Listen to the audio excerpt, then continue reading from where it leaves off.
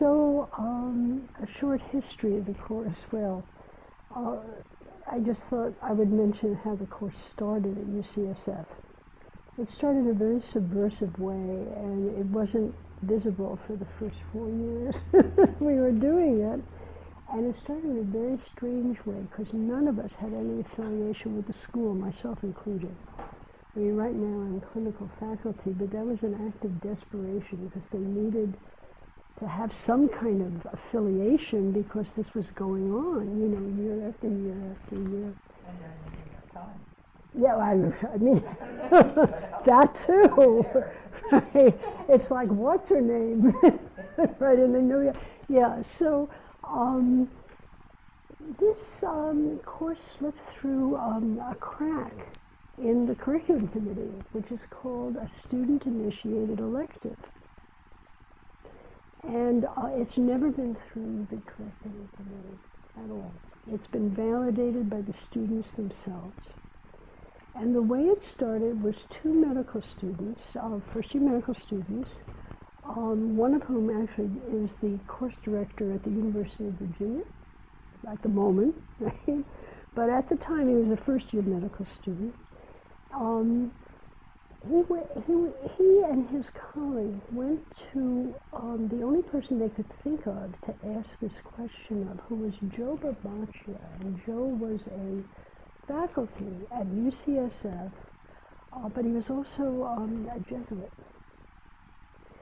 And they went to Joe and they said, you know, could we have somebody give us a lecture about the role of the heart and the soul in medicine? Right? Of course, I think they were asking Joe if he might be interested in that. And as Joe said to me, because we sat on a board together, someplace completely different, right? He said it felt like too great a risk to him. This is 22 years ago now. And being that I was sort of talking about these things to him, maybe I would come and give his lecture.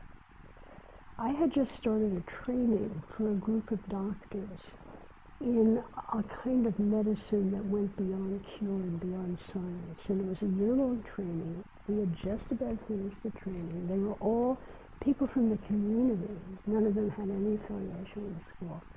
And I'm always doing the right things for the wrong reason. I said to myself something like this: well, you know, wouldn't it be nice for these guys to teach what they feel they have, their newer perspectives, you know, to the medical students? So this would be good for my students who aren't medical students. They're doctors. You know, I'll bring them over there and we'll do a lecture series or something like this, right? So I said, sure, but I won't give a lecture. I give a course. And then they figured out that I could give a course as a student-initiated elective. So the very first night they gave me a room to give the course in. It held about 12 people, and it was down in the basement, the sub-basement. Have you ever been down there? It's really down there. And I went to the room, and there were 25 students there. So we sort of crammed into this room, right? And we talked about being a doctor in your own way as an art form. That your uniqueness was one of the things, and no 2 people were a doctor in the same way, and how important, and I of course had a long history of being a patient, how important to me as a patient was that my doctor was a whole person. He saw me as a whole person. And we began talking about these things. And the hour went on for 2 hours. And I told them we would be back next week. We would meet here, and I come out of the elevator next week, and there's like tons of people in the corridor. And I figure, oh, there must be another course down here at 7 o'clock at night, but there must be another course down here. Well, no. This is more medical students. There were 50 of them or so, and there was an emergency because we couldn't fit in the room. So they moved us down the hall to another room, right? And we did whatever we were doing at that time. I think we were talking about how you deal with incurable illness with people. How there's a healthy way to have a disease. That's what we were talking about. It's a healthy way to have a disease. a way to use these, and these are all very new ideas, the experience of illness to grow. Okay? And we were down in this other room, and then the next time there were even more students.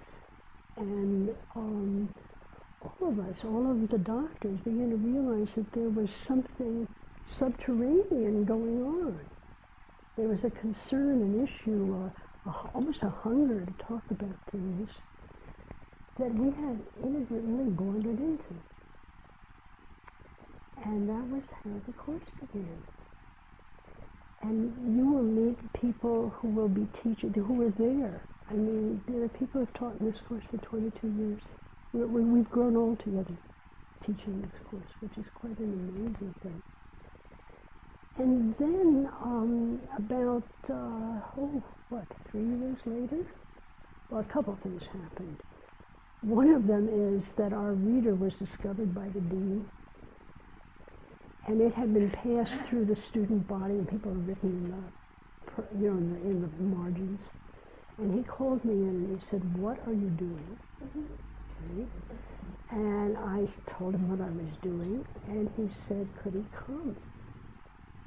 And he audited the course that year, and was just amazing, just amazing.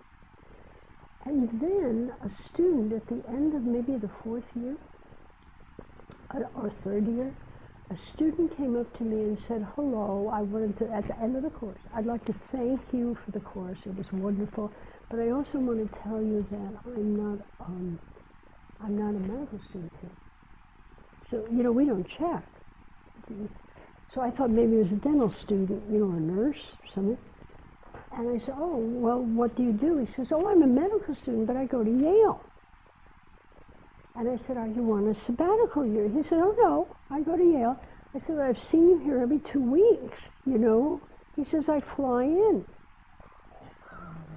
And I say, "Why are you doing this?" And he says, "Well, my roommate took it last year, my college roommate, and said that it was so important to him. So I'm here because I want to bring the course to Yale." And I hear myself saying, "Oh, no. This is a California thing." Yale, there are all these people, you still have Dr. Addison's office the day he left it to go home and have a heart attack. It's just the same way as it used to be. I don't think this would translate well. And I could hear myself go on and on and on. And this guy, who was as big as you are, Raphael, he's standing there looking at me and burbling, right? And then I finished talking and he says, "But we're going to try, aren't we, Rachel?" So I went and trained the Yale faculty, I flew out there and trained them how to teach the course. And of course it was, the outcome was exactly the same. And then it began spreading word of mouth. People would talk to each other at medical meetings, faculty, and it's now, we actually have, if you look in your book, what is it on the right-hand side?